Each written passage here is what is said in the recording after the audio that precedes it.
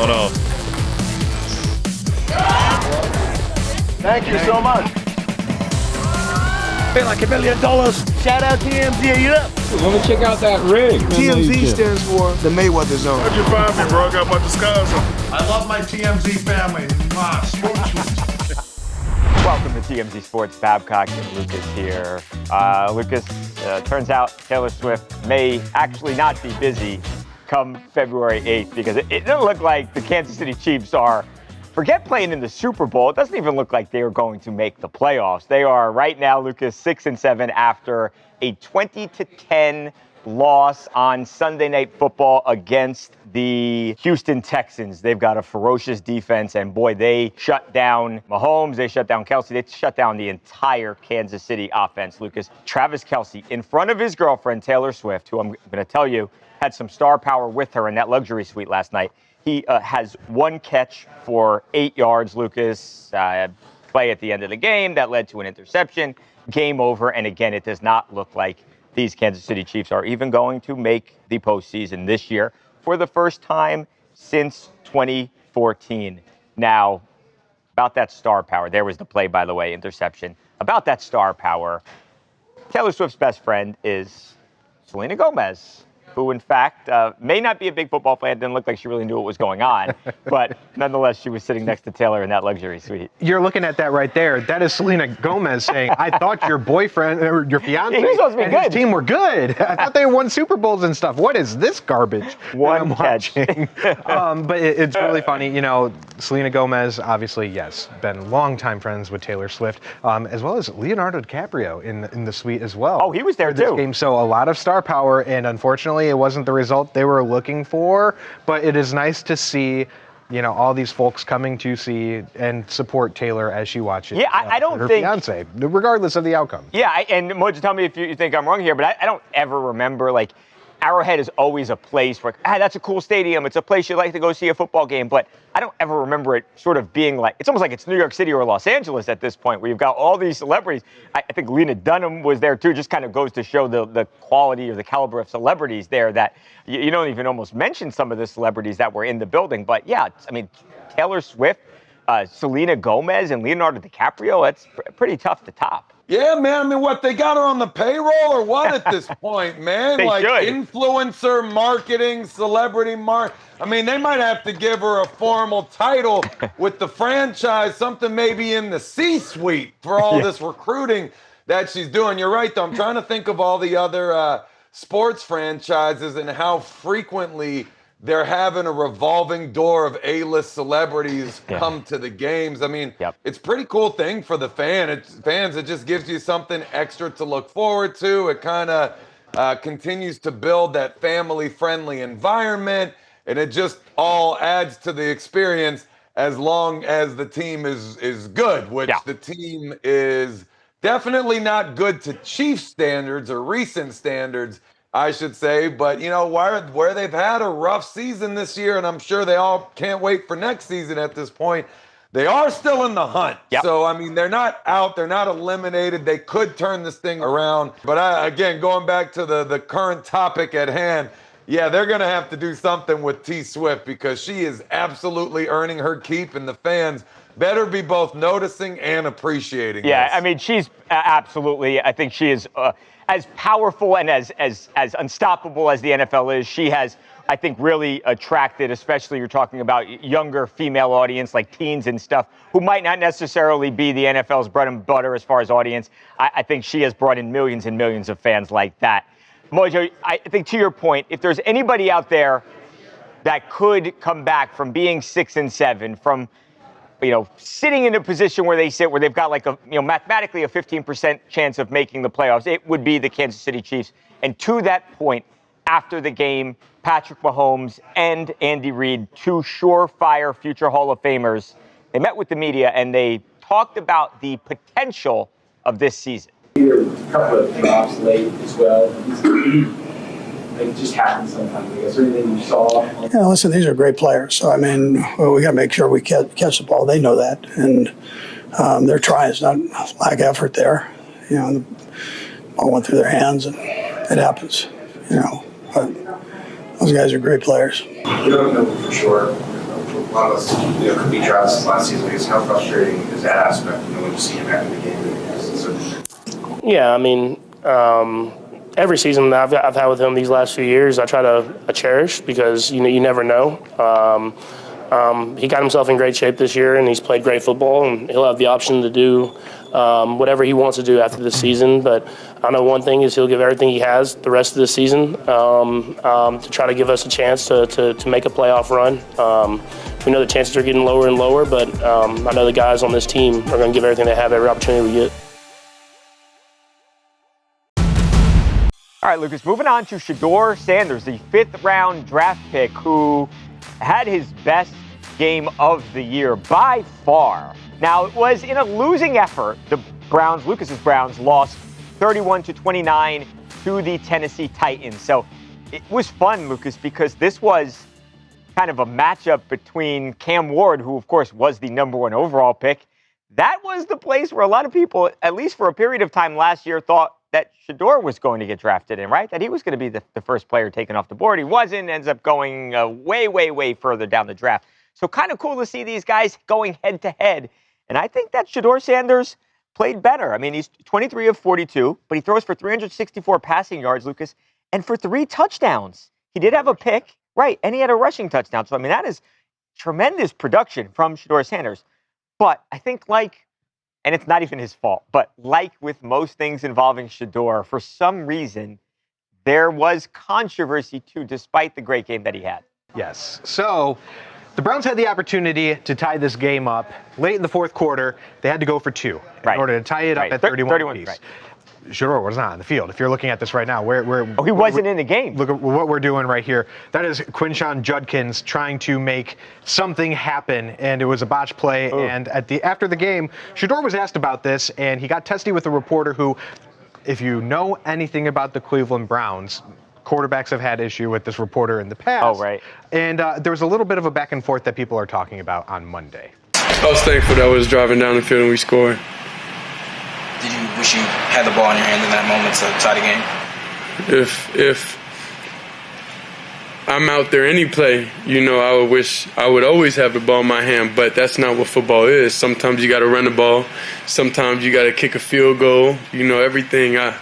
That's the game. That's the game. That's the most important thing is the ball. So in any situation, of course you would want to, but I know we practiced something and we executed it in practice, and we just didn't seem to this day. So I would never go against, kind of like what the call was or anything. Tony Grossi is the reporter that Shedeur was speaking with there. Chill, Tony. He had his back and forth with Baker Mayfield when he was the quarterback of the Browns. But ultimately what this comes back to is what Lee Bodden, the former defensive back for the Browns in the early thousands, I guess you say, in the way back. 2003 to about 2007. Okay. Anyway, he said, when the game is on the line, you do not pull your starting quarterback off the field. And that's essentially what they did here. Yeah. Trying to make this trick play out of nothing. Right. You don't do that with Tom Brady if you're Also, when the offense is playing, you guys were moving the ball. We were moving the ball. I mean, Harold Fannin Jr. had a fantastic game. Shout out to the Bowling Green product. Okay. But the things were working for the Browns in this game, and yes, you don't need to do that crap. Fighting back, but there were just a few little mishaps here and there that ultimately forced them to come back. Right. And then they were there, and then you take your starting quarterback off the field, and you don't want to do that. I think we're getting a little too cute here. Yeah. Kevin Stefanski, just stick to what you know. The guy was moving the football. With that said, it's kind of a crap question by that reporter, because it puts Shedeur in a position where the reporter was looking for Shedeur to knock the coach, right? Yep. I think they tried to do it last week, and I think credit to Shedeur, he has handled those questions beautifully. He's not going to go up there and he's not going to knock his coach. Shedeur's a competitor. Does he want to be in the game? Yeah, you bet your ass he does. Does he think he could get some yards? You bet your ass he does. But the coach is the coach, and it's his decision. So I don't like that question from the reporter.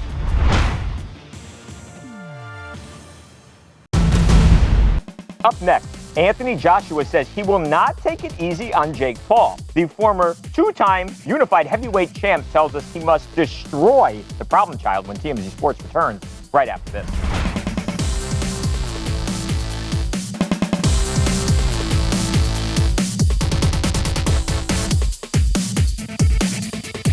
Welcome back to TMZ Sports, Babcock and Lucas. 11 days, Lucas. 11 days. Anthony Joshua and Jake Paul in Miami are going to step inside of that boxing ring, and they are going to try and beat the heck out of each other. It's a fight, I think, that you could argue is the most anticipated of the entire year. And yes, I know that Canelo Alvarez and Bud Crawford fought just a couple of months ago, but I think that's the kind of fight that we have on our hands here. And we had an opportunity this weekend to actually sit down and speak with Anthony Joshua, the two-time unified heavyweight champion of the world. I think there's a lot of questions that people have had for AJ. Are you going to take it easy on him? Do you feel like you have to knock him out? These are all questions that we asked of the 36-year-old boxing champion. This is the thing. Jake, they got to start believing in him because, like, they don't believe it because they're saying, how is he beating these guys? I think they can't get their head around. How did he beat Anderson Silva? How did he beat Nate Diaz? How did he beat Mike Tyson? Yeah, I'm telling you, there's no stipulation in the contract where I have to take it easy on him. I know the expectations and demands these fans have, and I respect it. If I didn't respect it, I'll be honest with you and say, nah, they're talking rubbish. But I do get it because I hold myself in that same regard. So I need to do it. And that's my intention, to seek and destroy. So there, Lucas, I had asked him, is there a clause in the contract that says you need to go easy? Because that's something that has been suggested, that is actually written in black and white, that, hey, you can't beat up Jake Paul too badly. And he said, no, it's not the case. Yeah, and people refuse to believe that because they can't wrap their heads around the results that Jake has been putting out after all these years. Yeah. But, it is fascinating to hear that, even just coming from a fighter who, this is a professional bout. We have to remember that, everybody. This is actually a sanctioned fight here. No, it'd be super illegal to do that. Right, and it goes into the whole Jake Paul versus all the haters who are claiming that his fights are staged. Yeah. That is not the case either. So here you go, straight from one half of this fight's mouth. Right. This guy is telling Babcock. Yeah, it's crazy to even suggest that.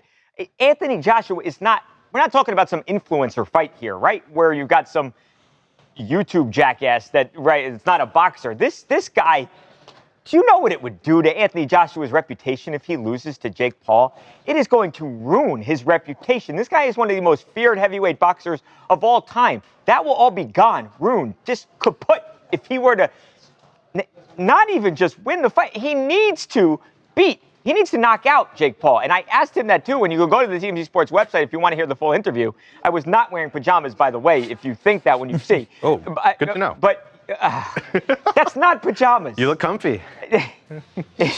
I'm burning that shirt. It's not a onesie. It's not pajamas. It is a shirt to go out. The brawny costume? Yeah, no, it's not the brawny costume. They're fighting on December 19th.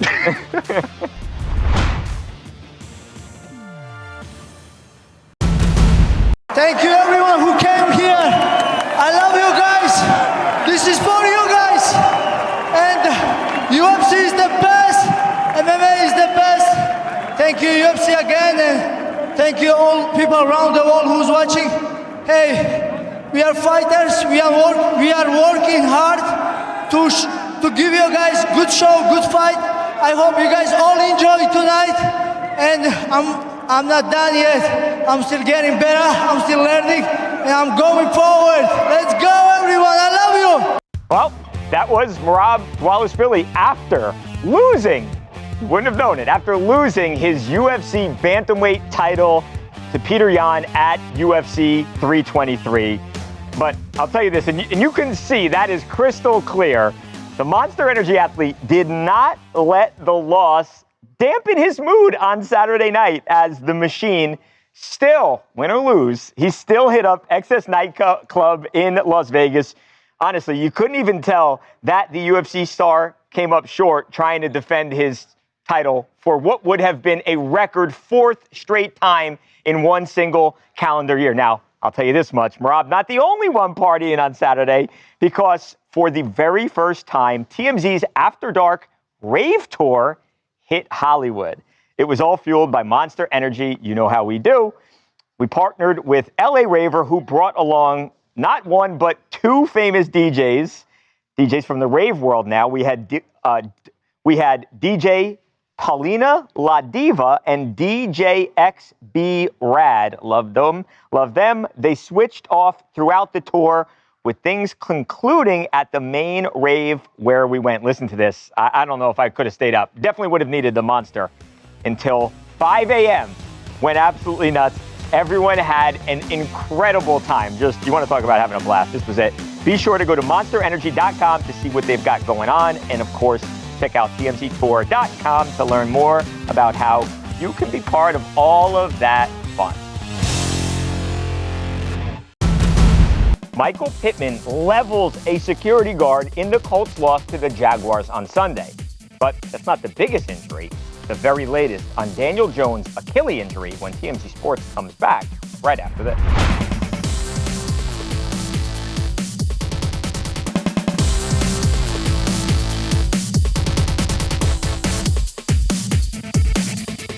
Welcome back to TMZ Sports. Lucas Widman here. The hardest hit on NFL Sunday wasn't between two players. It was actually between a player and an unsuspecting security guard. It all went down during the Colts road game at the Jaguars when Michael Pittman was found in the end zone. Ultimately, it was a play that did not count for a touchdown due to an offensive pass interference. However, the pain that was felt by a security staffer who was not even facing the action is ouch, as you can see right there. Pittman goes right underneath the guy's legs and he tumbles backward, appears to hit his head on the turf. Thankfully, they said later on in the broadcast that the guy declined further medical attention and seems to be A-OK, but unfortunately, that was not the only injury that we had to deal with during this game. Colts star quarterback Daniel Jones, who was having a resurgence of a year, went down with a torn Achilles. So the Colts will be moving forward without their quarterback under center. We'll see what Riley Leonard can do. But Mojo, I got to ask you, as someone who has taken a bunch of hits on the football field and in the wrestling ring over the years, what do you make of this security staffer being tough as nails and declining medical attention, as well as Daniel Jones dealing with his injury? Honestly, man, and I'm giving the security guard all the credit in the world, but I don't think he should have declined medical coverage. I mean, in that situation, it's easy to say no thank you and try to be tough, and you're worried about your reputation and all of these things. But man, those injuries, especially brain injuries, head hits like that, they can sneak up on you, and you might have needed that little meeting with a doctor later on down the line, depending on how injuries and recovery and medical care and all of these things go down, because he might have felt fine in that moment, all jacked up, but he might not be fine for the rest of his life. I mean, that was a nasty hit. He had no idea it was coming. Shout out to him too for doing his job. I don't know if everyone knows this, but a lot of times security workers like that, they're not supposed to watch the game whatsoever. They're supposed to have their back to the action at all times, similar to security at concerts and performances as well. You're watching the crowd, you're looking for threats, and you're trying to prevent fans from running on the field, so that they don't interrupt the flow of play. But this dude was doing his job. He wasn't peeking.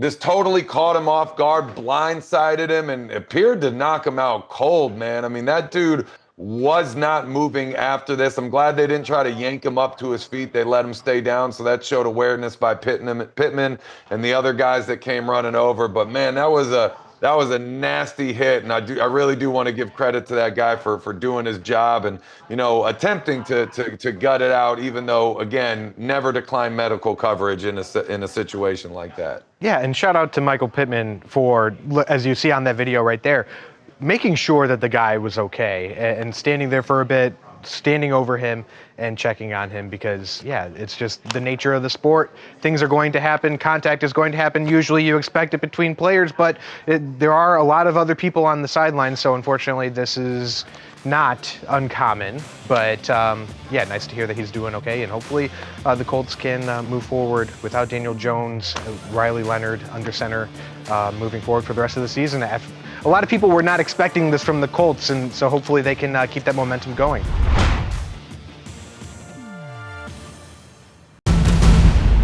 Knicks guard Josh Hart proving daddy duty above everything else. A hilarious moment between Hart, his son, and his teammate is coming your way next on TMZ Sports.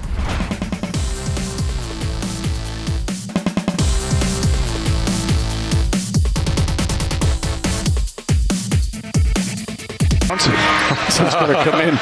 You don't want to do this, especially guys, you know, they sat down, they've relaxed, thinking the day is over. But you also don't want to take a chance of having a disastrous finish. Yeah, I used to hate when Red did that. You got your shoes untied and everything. You got to try to get back out there. Hart also going to come in. Yeah. Making sure good free throw shooters are on the floor. So the Twins are going to need a babysitter on the bench. There it is. She is. Welcome back to TMZ Sports. Babcock and Mojo. Mojo, that was at the end of the Knicks and Magic game. Knicks were up by a couple of points. Josh Hart thought he was done for the day, but he wasn't. He had his babies with him. He had to hand them over to his teammate, Mitchell Robinson. I don't know anything about having a kid, Mojo. You're the only dad here, so talk to me about this. I love it, man. Hey, they were winning. They got the thing in the bag. The game is pretty much over. Have your little family time, all right? Let your son be a part of this thing. Get him into the game, literally, because we're probably going to be talking about this down the line if that kid ever makes it to the NBA. But mom's right behind. You got your teammates. Your teammates are literally your family, so that's his uncle right next to him anyway. Right. So I love this, man. I thought this was great. It was so funny. I've never seen anything like that on an NBA bench before, but there we go. Just handed the baby. Didn't even think about it. Love that. That was awesome. All right, we got to go, Mojo. Everybody have a great night. We will see you tomorrow. I'm a lawyer.